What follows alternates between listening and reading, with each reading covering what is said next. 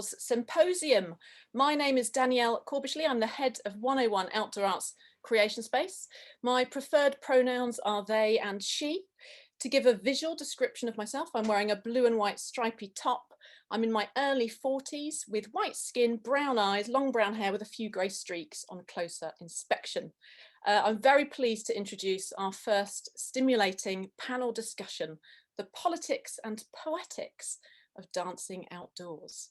I'd like to draw your attention to the chat function in Feedloop in the event page, where we will be posting any references or links as they come up, and you can ask any questions to the panel. So please do think about those as we're going through and post them in the chat function. Closed captions can be accessed by clicking on the button along the bottom of your video frame here. And the session is also being recorded so that you can go back and listen for details later if you choose, or to download the transcripts of the event. Behind the scenes, the session is being scribed live by digital artist Temujin Gunawardena, and the resulting artwork will be displayed at the end of the session. So without further ado, I'm very pleased to hand over to our session chair, Sanjoy Roy. Thank you, Danielle. Hi everyone. Thank you for this invite. I'm just going to be in the background for this session, but to introduce myself in the foreground at the beginning. My name is Sanjoy Roy. I am a 50-something mixed race white South Asian, preferred pronouns he and him. And I write on Dance for the Guardian and am editor of Springback magazine of contemporary dance in Europe. I'm going to ask each of the panelists to introduce themselves briefly, and then we'll start the session. Could I ask Botis to go first? Hello everyone, yeah, so my name is Berti Saber. I'm predominantly a fitter maker working in London, and I run my own company called Far From The Norm, and we've kind of been running for about 10 years now. So yeah, visual representation of me, I'm wearing a kind of bluish top, a black African descent, also British born artist. Thank you. Thank you. Sho, we have you next. Hello, I'm Sho. My preferred pronouns are he, him. I'm an East Asian late 30s man with round glasses. And I'm the executive producer of Stopgap Dance Company, who's a inclusive dance company working with disabled and non-disabled dance artists. We tour nationally, internationally. For Outdoors, we've been touring since 2008. Thank you, Sho. Next on my screen, we have Anne. Hello, everybody. I am Anne. I'm a French choreographer. I'm a white woman, brown hair, and wearing a green t-shirt. Yes, I'm directing a company named Nihilo. Thank you, Anne. And last but very much not least, Charlotte. Hello, everybody. My name is Charlotte Spencer. I am a woman. Preferred pronouns are she, her. And today I'm wearing a kind of mid-blue, long-sleeved, loose-fitting dress with a white pattern on it. I'm a white woman in my late 30s, and I have kind of reddish hair going white a bit in a big kind of messy bun. And I'm the artistic director of Charlotte Spencer Projects, a choreographer, British choreographer, and I mostly make work outdoors, and the focus of my work in recent years has been making performances through headphones for audiences to be able to encounter for themselves. Thank you, Charlotte. If you've just seen Rosemary Lee's keynote speech, I think she ended up on a point of making a point of encouraging, well, highlighting the diversity of work that can happen under the umbrella of outdoor arts. And I'm hoping in this session that we begin to illustrate some of that with the range of people we have today. it's called the Politics and Poetics. And I really wanted to bring that focus to another P word, which is practicalities, because often when we get down to the nitty gritty, politics and poetics are kind of about what happened on the ground. And so I'd like to frame this session not as a theoretical one, but as stories of people's experiences with examples, because I think those really help to bring politics and poetics into life, shall we say. I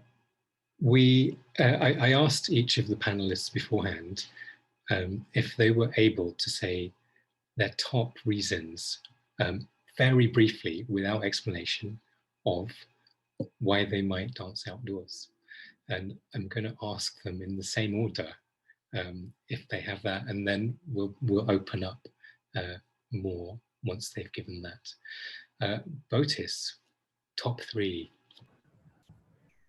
Yes, so I would say my top 3, first one would be about changing perspectives, especially with audiences who are watching the work. The second one is just the gradual connection that we have with so many variety of people who come to watch outdoor shows. And then the third is just having, especially with the work I create, it's such a political message. It's allowing a political message to be said freely without any judgment. And anyone can take it how they want. So those are my top 3. Great, thank you, Botis. I had Show next, I think, yes. Sure. So my top 3 reasons are, one is that dancing outdoors really fits our organization and charitable purpose, which is to showcase cohesion between disabled and non-disabled people. Doing it in a public space allows us to reach new audiences and larger audiences too. We particularly sort of tour in outdoor festival circuits, which tend to happen in public town center contexts. So they also, my second reason would be to opportunity to take the inclusive contemporary dance art form to low engagement areas, because a lot of these festivals tend to happen in low engagement areas too in some parts of the country. So it's an opportunity to for us to take the work to people who don't necessarily engage with contemporary dance on a regular basis. And then the third reason would be the camaraderie that we have with the festival staff and fellow artists in animating public spaces to entertain, engage, and inspire local people. Thank you, Sho. Anne. Yes, my top reason, the first one, and I forgot to precise that I am 54 years old, was as a dancer to get out from the dance studio and be confronted to the reality, to the real life. Then the second main reason, it's when we start to get out, it's a means to encounter an audiences that we are not used to cross in the dance field, and that yes, engage you in a completely different way. And processing, also working outside, it's the third reason. It's how you, maybe if I understand right what Botis said, it's a kind of freedom also to behave and to work in a way in the whole day process. It's, yes, freedom can be the third word. Okay, thank you. And Charlotte. Oh, you're on mute. Charlotte, you're on mute still. Yeah, sorry. Yeah, lots of crossovers with what people have already said.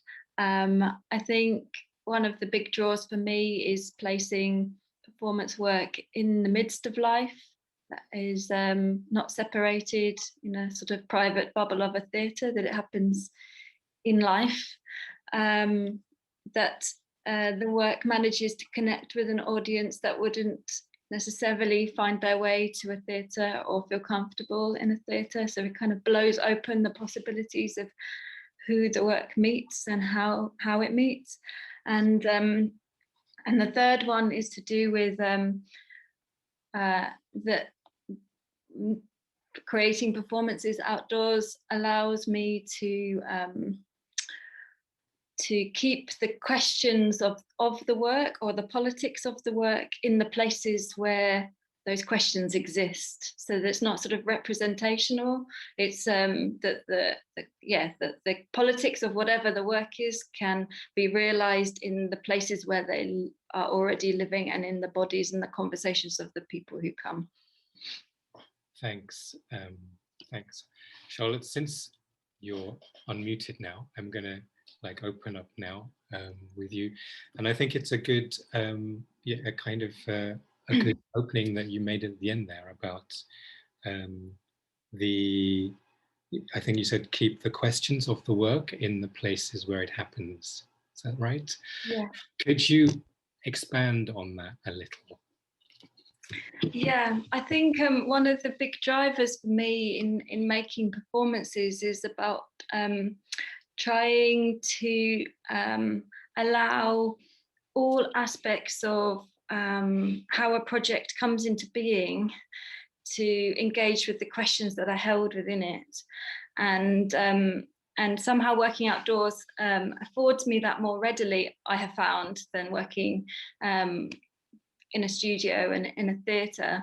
So that kind of includes the structure of how we go about creating the work, how we work with performers, how we connect with audiences and stakeholders. It kind of holds it all there. And so somehow the themes or the questions of whatever work we're making, I feel like they have to infiltrate into every aspect of how we go about making whatever the piece is.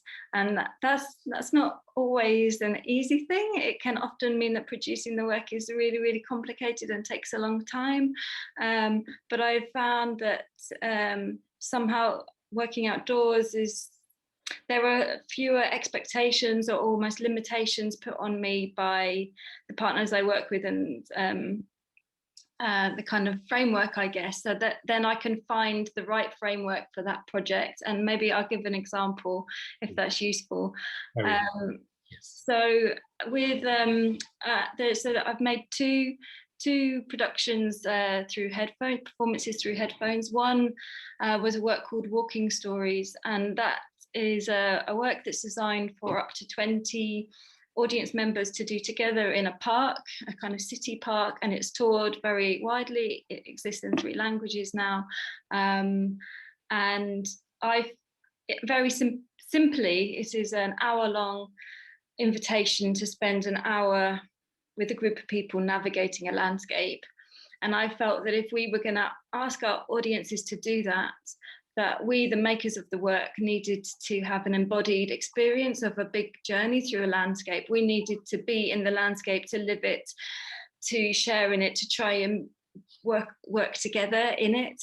And so we were offered a series of residencies across England and France. Such is the nature of how support can happen, often with the making of artwork, that you get offered like residencies in studios, which were sort of good but not so useful in a way. And I decided that we would link these residencies together by bicycle. So the whole team, we took a journey of like 3,000 kilometers. We cycled from place to place, and we took the field recordings that go with the audio on this journey. We camped, we cooked together, we lived together. It was hard. None of us were like cyclists or whatever, but I really believe that the work that we made was very much informed by that encounter. And sort of in contrast to that, the next piece of work that we made was called Is This a Wasteland? And it's designed for vast disused derelict spaces in cities for up to 100 audience members and 6 performers, again, performance through headphones.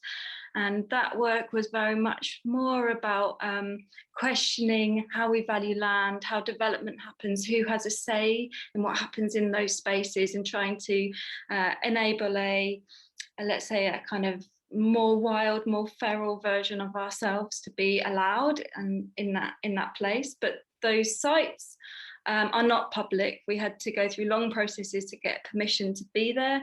And the next day after a performance, you would not be allowed to go and you would be trespassing. So that became kind of the grounds of the questions of the work. And we spent many weeks not literally living on those sites, but working intensively with those places. And in some of the research for that project, we couldn't get permission to live on a site like that, and I'm not sure it would have been comfortable, but we did live and work on a kind of industrial forest, so a cleared area of forest, and we built a camp for 7 days and 7 nights, and we gradually kind of made a home there, I guess, and asked ourselves the questions about occupancy and belonging and community and land and our relationship with land. So we were kind of living the questions of the work as we were trying to make the work. Maybe that's enough. Thank you. So that was a really immersive process in the places in order to create the work. Can I ask you, before I'm going to move on, can I ask you just one question? Were the stakeholders, like the people who commissioned these projects, did they have a desired outcome for you that you were aware of, and was it what ended up? Yeah, it's a very interesting process for us, with particularly with Is This a Wasteland, because the sites themselves were kind of politicized already, and the title of the work, Is This a Wasteland, made it quite hard for us to get permission, I think, to work in these spaces, because property owners and developers were wary of us. It took actually 3 years to make that piece of work, and we had many occasions where we had identified a site, we almost were granted permission, and then it was denied or withheld. And so that was a kind of lengthy process. And it's interesting because in the process of development, there are certain moments and times when developers want those sites to become cultural places, in this process called placemaking, and they instigate performances or activities or events to happen at a certain sort of critical moment in the development of a piece of land, and we didn't want to be part of that. So I guess our process was a different one. It was a project instigated by me rather than instigated by a developer. And so I think that's why we struggled initially to be given permission even to just have research time on pockets of land.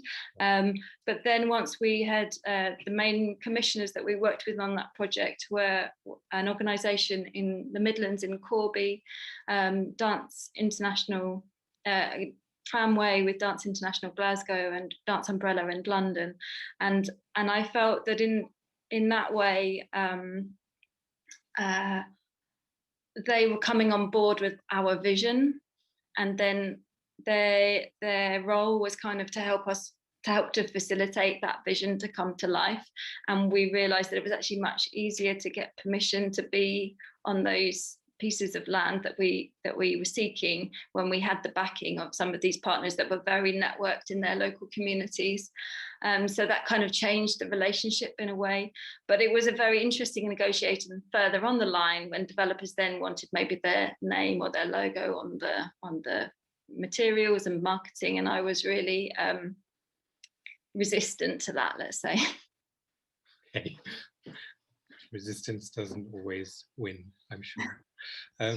Let me move to Anne, and I'd just like to ask you maybe to talk more about, to give us an idea about the work that you've done And again, the experiences that you've encountered in the process, what's been interesting for you?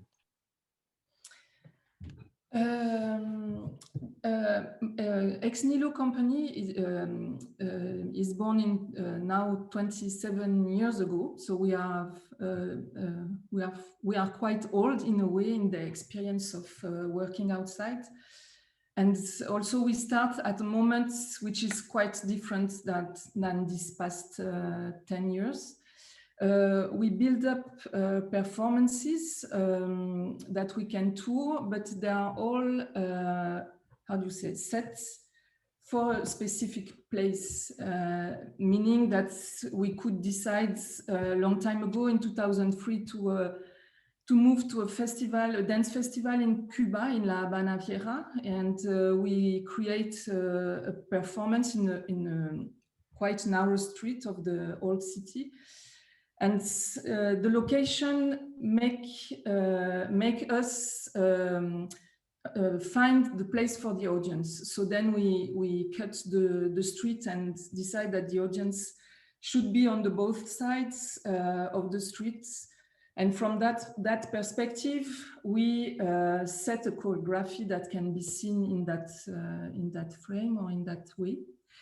And for the beginning of the company, we were more in that idea of created performance, and this after a moment we realized how much was important all the time we spend in the streets, because also since we start as we start and decide to play outside, we also decide to work outside, as Charlotte said.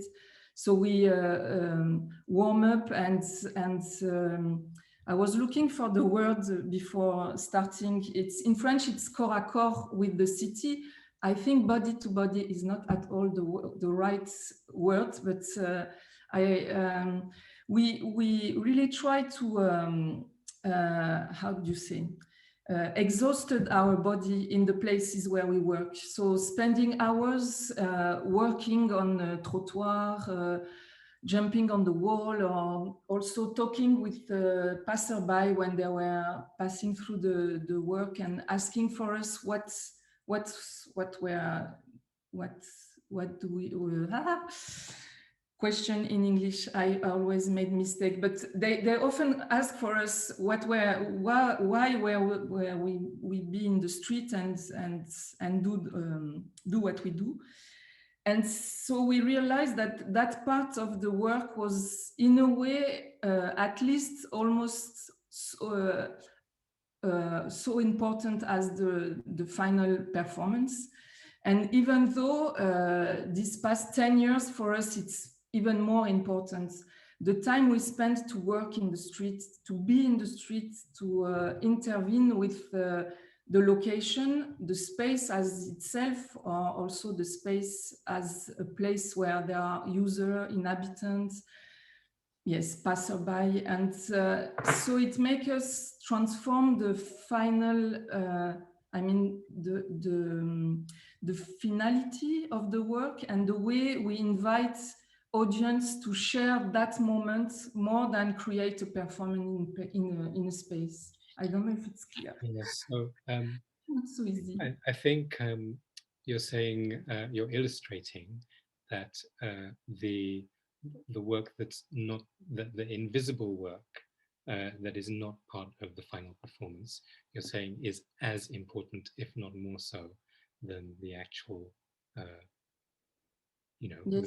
the presentation, shall we say.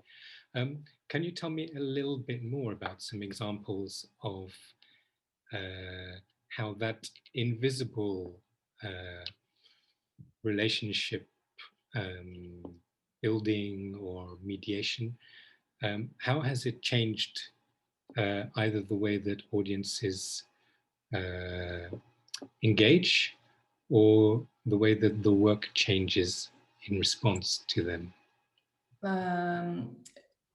I I can talk about one recent project we did because it was super relevant and a huge experience for us. We worked for almost 10 years in Alexandria in Egypt.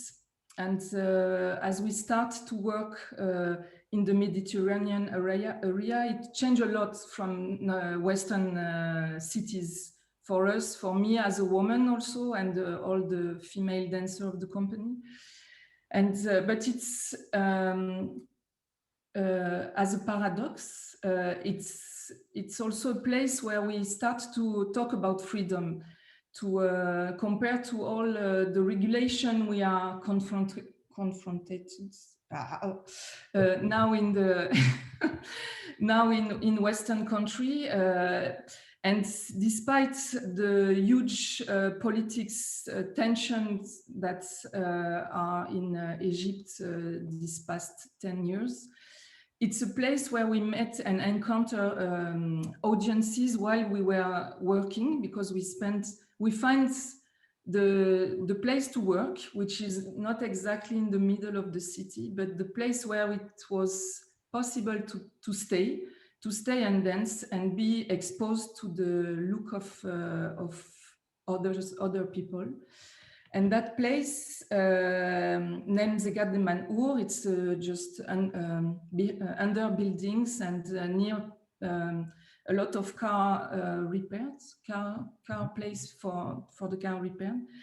And there were all these people, those workers who look at us every day, female and male, me as a director, talking with the dancer, sweating, with the dust and all our body transformed with the work we were experiencing the place. And once we came another day, the day after, in front of a garage, and we check out, we were using tire that were in front of that garage. And we arrived in the morning and we discovered that there were water inside the tire, and wonder if it was raining in the night or something, which was quite impossible. And we realized that the owner of the garage, they clean up the tire. They do this completely, how do you say, inutile and useless things, but with super attention to finally the work that they not necessarily completely understood, but they got the engagement, also the presence and the conversation we had with them. And that kind of things happen very often in that country, or so, and those kind of things, yes, make the audience transform their own vision of their own place. Yeah, I don't know if it's clear. Can I know we have a short time, but I have to ask you one more question, which is, apart from this invisible work that, this invisible activity that might go before the presentation, does it continue after as well? And if so, in what way?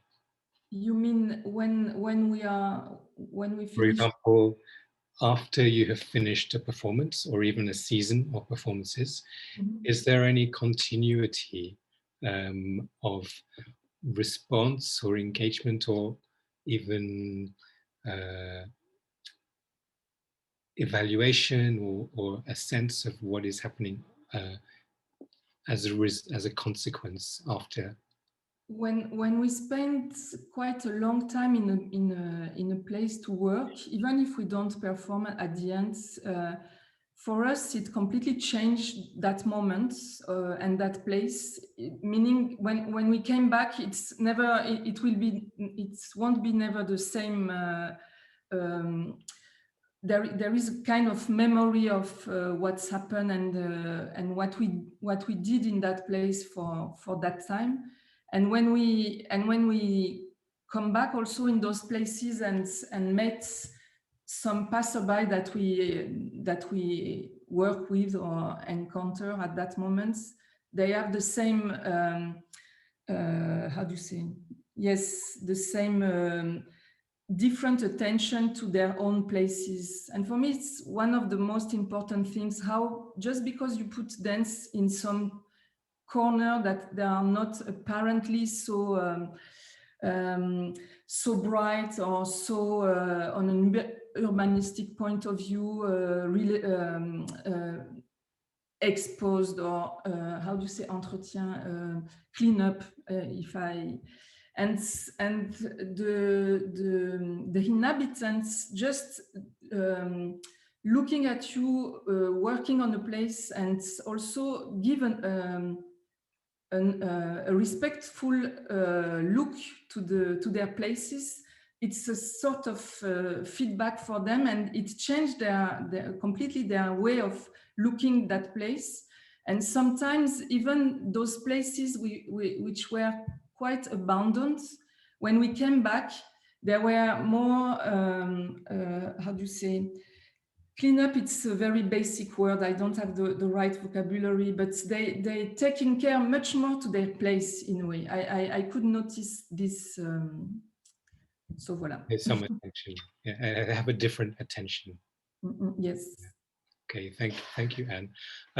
Botis, can I ask you, I know that you've done a lot of work in theatre and outside, and as well as outside. Can you tell us about your outdoor work and practice a bit more, and some examples of what you've done and what you found out? Yeah, so yeah, I think I first got into outdoor work about 6 years ago. Predominantly kind of doing fit. I wasn't, outdoor kind of sounded like a kind of alien space in terms of taking work outdoors and kind of having it publicly out where you can't really control the environment. So we made a piece called HOH, which stands for Houses of Hooligans. And that the inspiration for the piece was, I just wanted to play on the idea of football, of the idea of what football hooligans, what the difference between football hooligans and our politicians, our parliament, and what kind of the, you know, the kind of the loudness of how they both were. So I was kind of playing on this idea, but also the main source came from where I was kind of raised, which was in London, in Dagenham. And a lot of it was football heavy. And it was kind of a lot of, I remember kind of watching stuff, and there was kind of a lot of heavy racism that used to kind of happen in that environment. So when I had the opportunity to do kind of an outdoor work, I said, okay, yeah, let me work on something that has to do with football, racism, and also just the identity of me as a Black artist. So that's kind of our first experience of making stuff, and I think when we took it out, it was kind of great response in terms of it brought up a lot of, because we used kind of a lot of different themes. I think obviously racism was kind of the main theme, but we're just talking about the idea obviously of just poverty, of, you know, growing up in places where it's not possible to have access to a lot of stuff. And I think in the places that we took it to, it opened up a lot of conversation. I remember performing the piece, and we spoke to one lady who was just like, oh, I never get to see this stuff. This resonates with me a lot because, you know, like I can't pay for certain things for my children. And I think that from that kind of time, from that point happening, it kind of gave us this concept of we have to do more outdoor work just to engage with people that are not going to come to theatre. You know, like theatre tickets are really expensive. So sorry. You mentioned the places that you took it to. Where did you take that to? Yes, so there we go. I think our first show was Norfolk and Norwich. We went to kind of different places, all just kind of based in the UK. But it was Norfolk and Norwich, went to Salisbury, to Greenwich, to Brighton, I think Derby. So we traveled quite a lot for the first time of it. But Norfolk and Norwich was our kind of first performance, and I think that's where we kind of encountered that experience with the women, about talking about her experiences, which kind of shook our perspective on it. And quite different places from Dagenham. Yeah, very different places from Dagenham, but yeah, and it's the beautiful thing about that, especially when you're making outdoors, is how you feel like just in Dagenham, you're talking about a specific idea that also goes across around the UK, where people are suffering with the same things that you're going through, but just in different ways. You know, there's other places that are more poorer, even than Dagenham. So it was nice, kind of just opening my perspective, my mind, understanding that the world is bigger than just your small little hub. And then from then, we've only kind of recently done another 2 outdoor shows. The one at the moment we've just kind of made during just coming out of lockdown, which is called Good Youths Walk. And that one is it's a new one that we just made at the moment. And that one has kind of a very, again, most of all of the work is very political. And that one's just talking about the Grenfell Tower, that happened, the fire that happened with the estate in Grenfell Tower, and yeah, just talking about the accountability that our politician has on that. And yeah, and I think, yeah, because that one's new, it hasn't really gone out yet. We've only performed that again at Norfolk and Norwich, so we're waiting to perform that a bit more. And then the second piece we made was, I think it was about 2015. And that piece, again, it looked at more just the identity of my mum, of being born in Congo. She's originally from the RC of Congo, and she, yeah, when she immigrated here, just her experiences of how she felt very, again, alienated in a space where she now calls home, but it's taken a lot of time to kind of identify with this space. So, and it's very interesting with Outdoor, because a lot of the work has a thread through for all of them. But yeah, with that piece, I think it connected a lot to people who, again, still feel like this place is very alien to them. And I think when they do see it in an outdoor perspective, it resonates with them more. And I remember performing that piece in Greenwich. I can't remember what the statue was called, but it was behind this big, massive statue, and it played along this idea of colonization and understanding what's been taken in Africa, what's been taken from Africa, what's with gold mines, and so it brings especially when you're performing in different spaces and outdoor, I think there's an amazing thing of sometimes when you're planted in a space that you don't know, it also brings out memories and a lot of debates about just the area that you're performing outdoor work in. And I think some of those experiences have changed the way we think about where we put our next place of outdoor work into different environments. So yeah, I would say it's yeah, I love outdoors. So yeah, it's really. Yeah, so certainly I know that the idea of a black box or a white cube doesn't exist outdoors, because it's crammed with meanings and features that you sometimes notice, and sometimes they happen. It's impossible to control all of those things. You have to work with them or alongside them, and they're going to happen anyway, So yeah. Let me now just ask the same question of Show. Tell us a bit more about your outdoor work with your companies. And I've seen one of them. But I haven't seen the others. Yeah, so we've done predominantly, we've toured to festivals that are members of the Without Walls Consortium.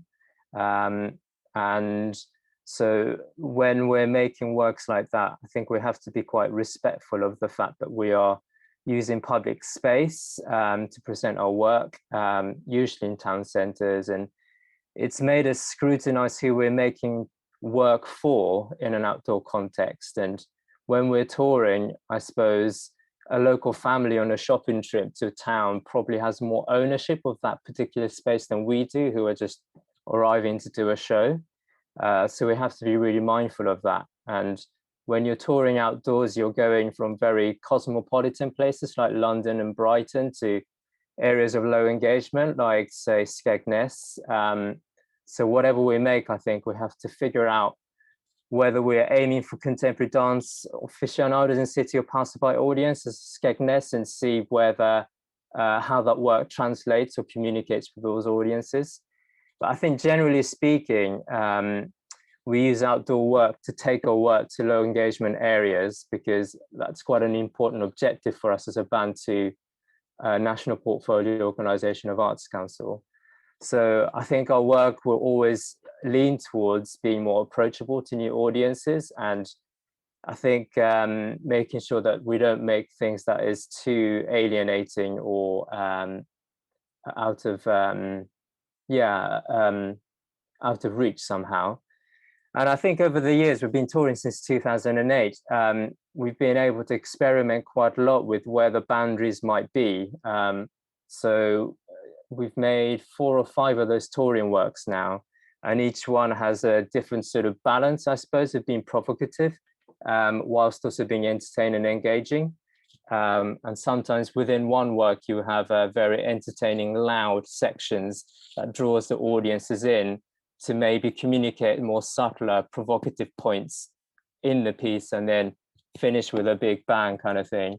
So I think even with one work, you can kind of play with the balance of the pitch, and seeing how that kind of communicates and impacts on different audiences in different contexts. It's been a really interesting journey.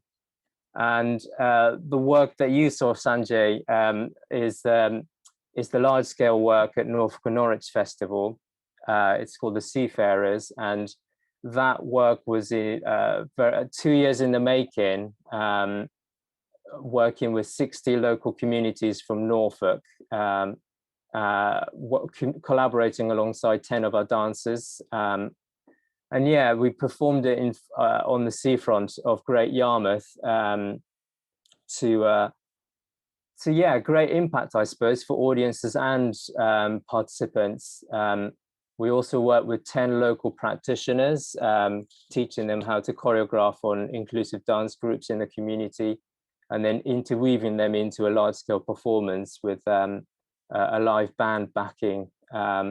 So I think in terms of learnings and impact, in terms of how disabled and non-disabled people in the community and in professional context can rub their shoulders together and perform and work as peers has been is a very interesting journey for us, I think.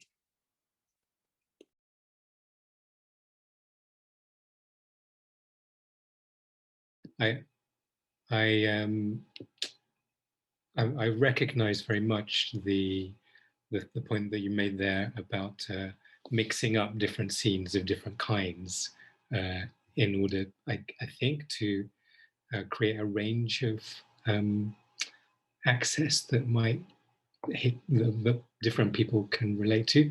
In fact, I can't, maybe because I'm a critic and I was like, oh, happy ending, and I'm quite used to not having happy endings. In fact, I sometimes prefer them. Yeah, I think I'm aware of, is there a pressure or even a need or a value in, having something upbeat, for example, which sometimes happens in a festival environment?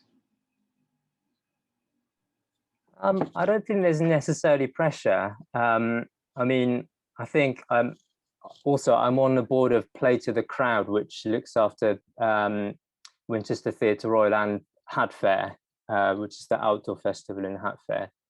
And I think programmers have different, they know their audiences, and they obviously organize a festival within which has different programs. So I think each artist within those boundaries have opportunities to pitch their work in different ways, because it's really the curator or programmer's responsibility to sort of pick out the works in certain locations with their knowledge of the local communities in mind. So I think some works can be extremely challenging and avant-garde if the festival has that kind of audience and knows a place that place could go to.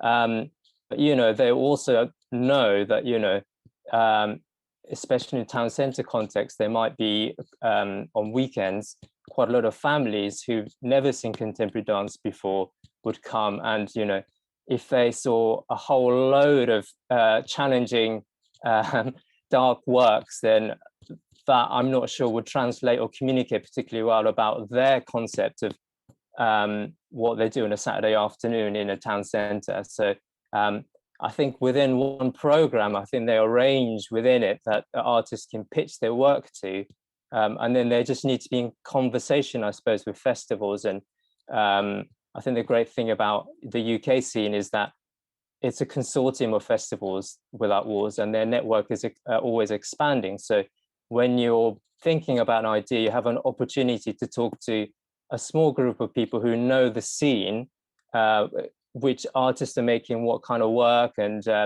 you can almost kind of then understand where you should be pitching your work to and whether that work is going to travel. So I think there's quite good infrastructure developing, I think, for artists to kind of understand what their aesthetic and might land in a particular season. Okay, thank you, Sho. I'm actually going to introduce some audience questions here, because they may take a while to answer. We'll see. So we've had one which says that Anne has talked about her visibility as a female director in Alexandria, and the person who raised the question was interested in whether any of the other panelists have had an experience whereby they or their company's visible presence in a community has had a positive impact or changed perspectives in the site, in the community where you've been performing. I don't know if anyone else would like to, has anyone else, Botis, Charlotte, show any stories that they may have? Charlotte.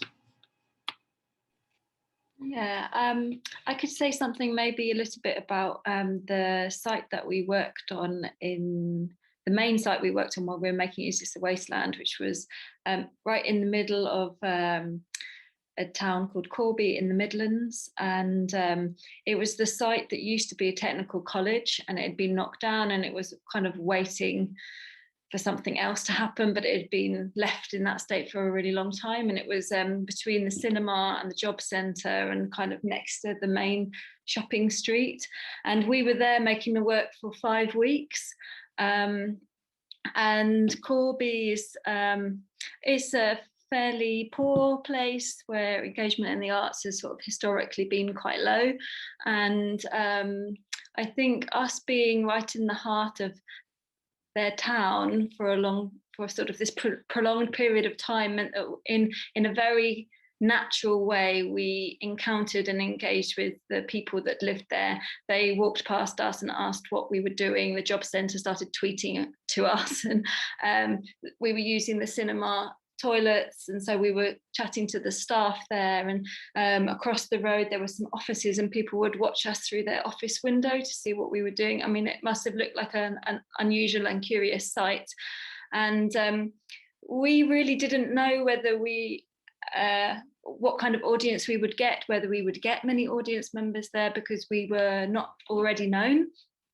We'd never made anything there before or presented work there before. And in some ways, the ask of an audience is a challenging one in the moment of when you step in, because you're asking an audience member to be prepared and happy to put on a pair of headphones and engage with what you're asking of them, and they don't know what you're asking of them. So this moment is like it's very fine of how can we create an experience that makes people feel like it can be for them, and that it will not be humiliating or exposing, and that they might find a way to be absorbed in that moment. And what was really interesting was that actually we had really good audiences, and the staff from the cinema came, the people from the recycling centre came, and then the next day they brought their friends and they came again.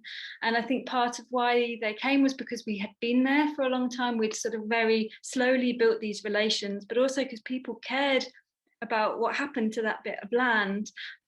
Some people who came had gone to college there, and they had these very lasting memories of learning to read as an adult, or having their first kiss round the back or whatever, and they wanted to be able to be on that bit of land again, because they normally couldn't be. And this was an opportunity that invited them. The work finishes with a fire, and people gathered around a fire, and just the conversations that I witnessed that I was privy to afterwards were really profound and beautiful. So that was really strong for me. And then we actually went back 18 months later and invited audiences who had come to reconvene and to share memories of the experience. And on that occasion, we were not permitted to enter the site, so we listened to the opening of the audio through headphones, and then we had a conversation in the park next door. People were sharing their stories of what they remembered of the performance, so we kind of kept this little thread of connection with people. Yes, Sho, you have an example? Yeah, so the Seafarers project, which was 2 years in the making, is probably a really good example.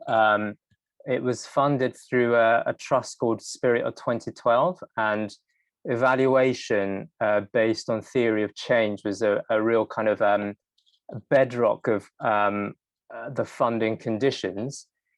So we tracked perception change of disability participants over those 2-year periods.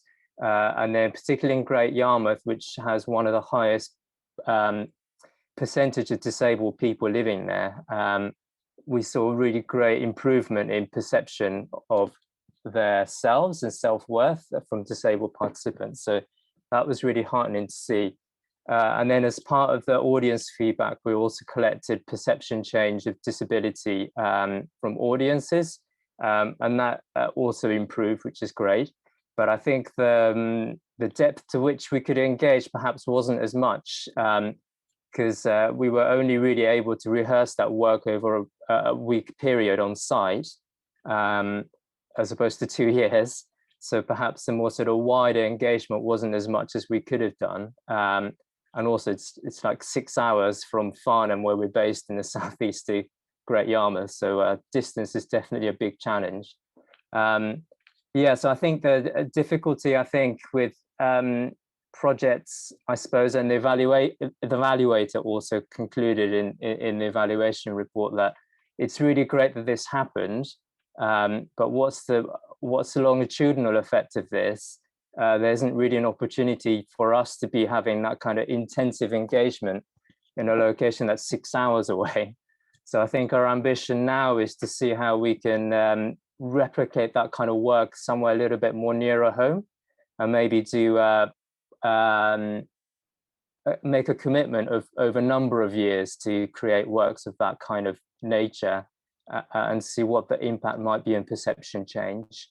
And I think it really has an impact, I suppose, this kind of work, because I think one of my biggest highlights in outdoor touring is a tech dress run for that particular work in Great Yarmouth. And there was this bloke who just came to join alongside 70 performers, and was just dancing his heart out, having a little private rave on the side. And I think that kind of joy and release that works like outdoor works and dance can give to audiences, I think, is part of the reason why we do outdoor work.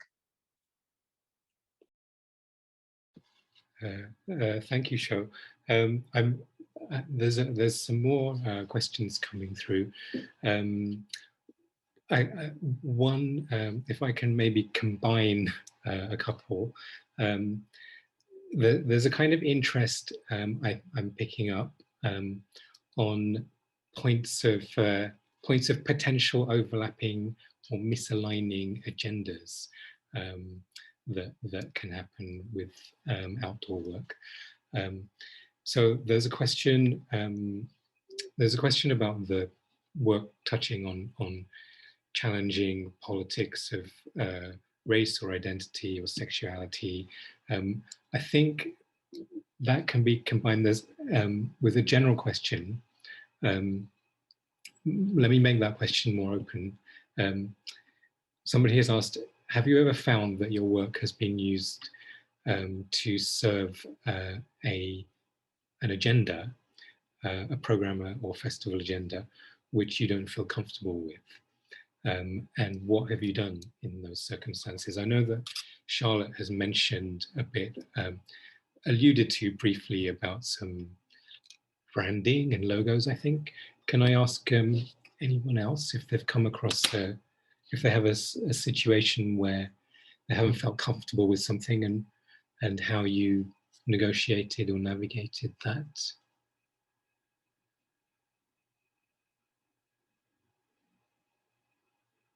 Yep, Anne. Oh, you're on mute. Yes. It's not exactly an experience of being programming in that context, but as Charlotte said, for me, it's a huge question when we start to work in places that, in a way, our presence open a kind of authorization to for further new things and cultural stuff and all.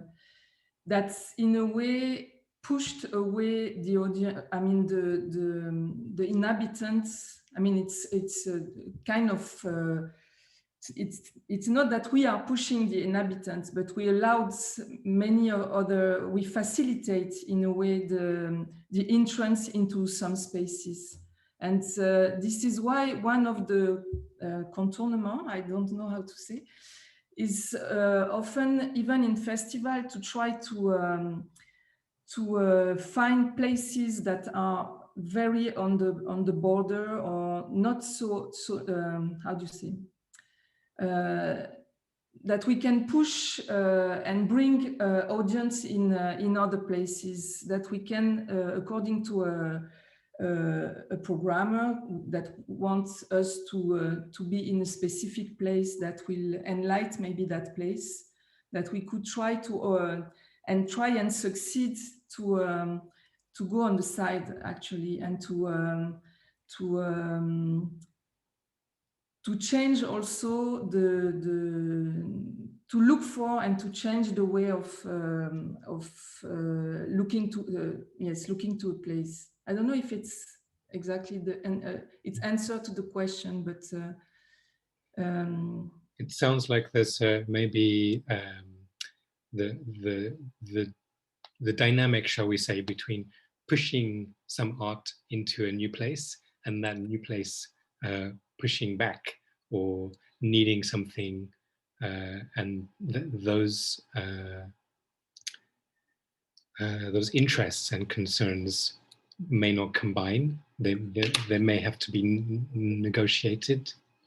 It's like Shaw said also, I like the idea that we can have a conversation with a programmer or a director, also to be able to find a kind of third solution if there is and how we push not the obvious things. I think if I can sum up, it is as we don't remain at the maybe easiest way also, and that we could succeed to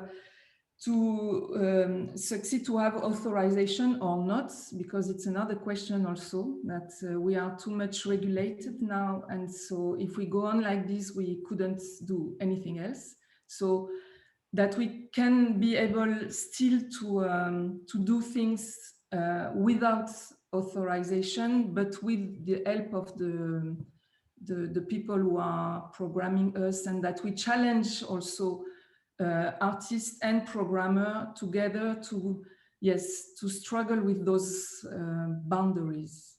Okay, thank you. Would anyone else like to comment on, have an example of a place where they've felt uncomfortable with something and how you managed that?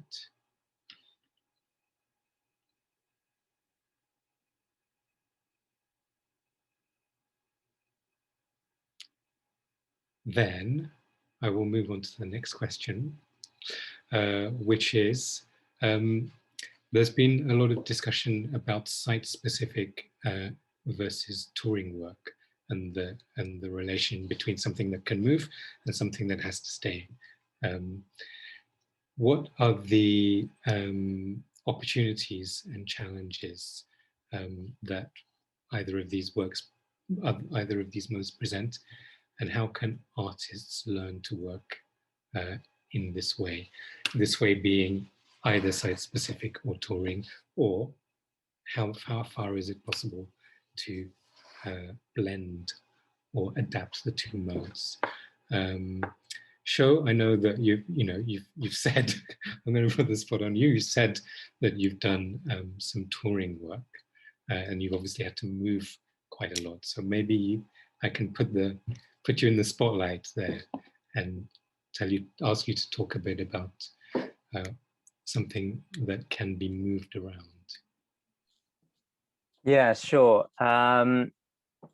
Yeah, I think it's definitely a challenge that you don't necessarily know where you might be touring the work to, say 3-4 years down the line.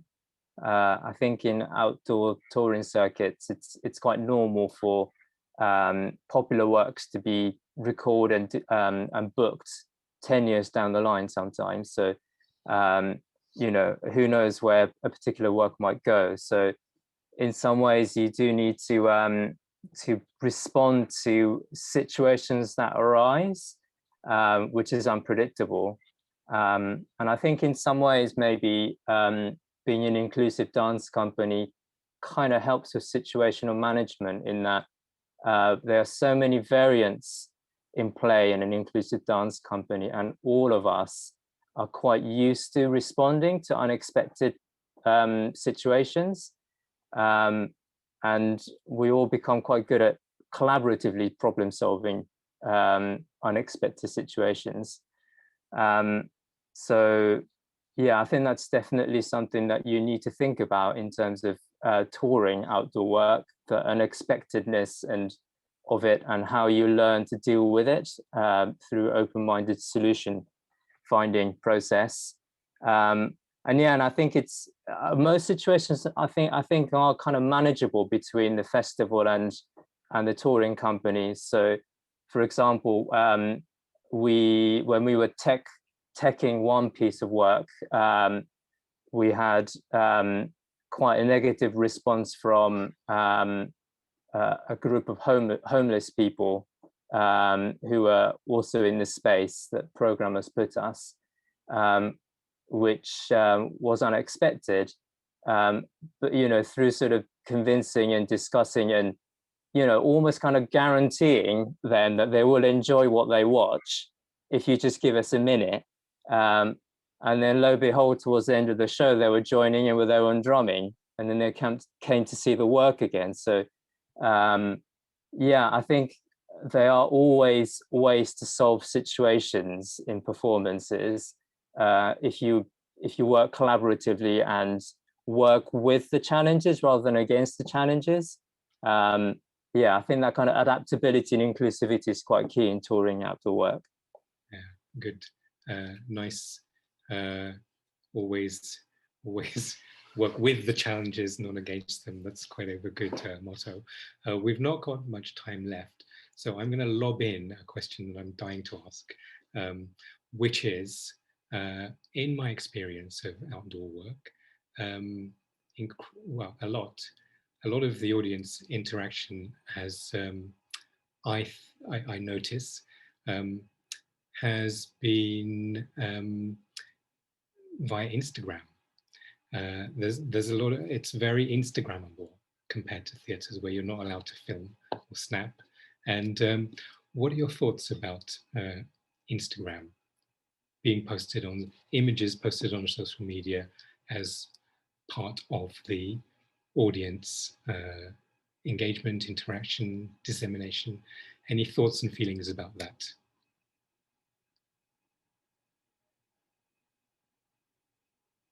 Show.